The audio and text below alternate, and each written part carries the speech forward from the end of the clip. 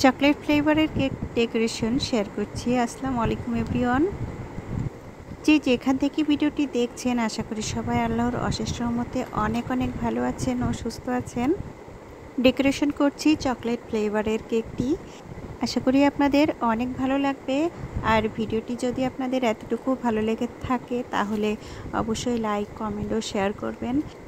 আর যারা ইউটিউব থেকে দেখছেন তারা প্লিজ আমার চ্যানেলটি সাবস্ক্রাইব করে দিবেন আর বেল আইকনের অল নোটিফিকেশন অন করে দিবেন। তো আমি এদিকে কেকটি গানাশ সেট করে নেওয়ার পরে চকলেট ক্রিম সেট করে নিয়েছি পাইপিং ব্যাগে। তারপর 6B নজলের সাহায্যে আমি ডিজাইনগুলো করে নিচ্ছি। এই ডিজাইনগুলো কিন্তু খুবই সহজে হয়ে যায়, অথচ দেখতে অনেক সুন্দর দেখায়। কত দ্রুত আমার ডেকোরেশনটি হয়ে গেল। তো এরপর আমি নিচের বর্ডারটিও করে নিব।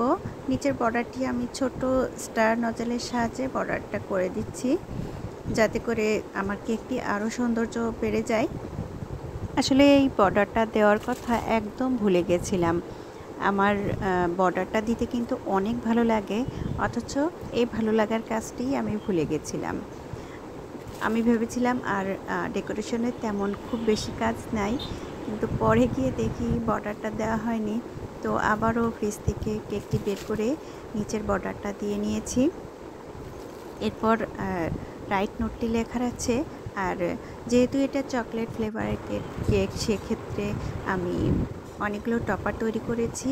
আর ডার্ক চকলেটের টপারটা গোল্ডেন ডাস্ট দিয়ে আমি সেট আপ করে নিয়েছি, যার কারণে টপারগুলো অনেক বেশি গর্জিয়াস দেখাচ্ছে।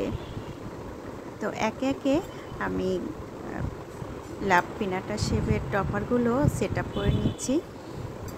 যেখানে যেভাবে সেট করলে সুন্দর দেখায় সেইভাবে আমি লাভ পিনাটাগুলো সেট করে নিচ্ছি। মাঝের দিকে দু একটা টপার সেট করে নিব। তো যেমনভাবে সেট করলে ভালো দেখায়, আমি ফার্স্টে কনফিউজড হয়ে যাচ্ছিলাম যে কেমনভাবে দিলে ভালো লাগবে কি না, এজন্য একটু টেনশানে পড়ে গেলাম। তারপরে ভাবতে ভাবতেই এভাবেই সেট করে দিয়েছি। আর রাইট নোটটাও লিখে নিয়েছি। আসলে এই কেকটিতে রাইট নোটটা যেন লিখতে ইচ্ছাই করছিল না, কিন্তু ক্লায়েন্টের এটাই ছিল, রাইট নোটটা তো লেখা লাগবে। আর এই যে এটাই দেখতে পাচ্ছেন, কেকের ফাইনাল লুকটা হচ্ছে এটাই। কেমন হয়েছে জানাতে ভুলবেন না কেকটি দেখতে। ভালো থাকবেন সবাই। আজ এ পর্যন্ত। আল্লাহ হাফেজ।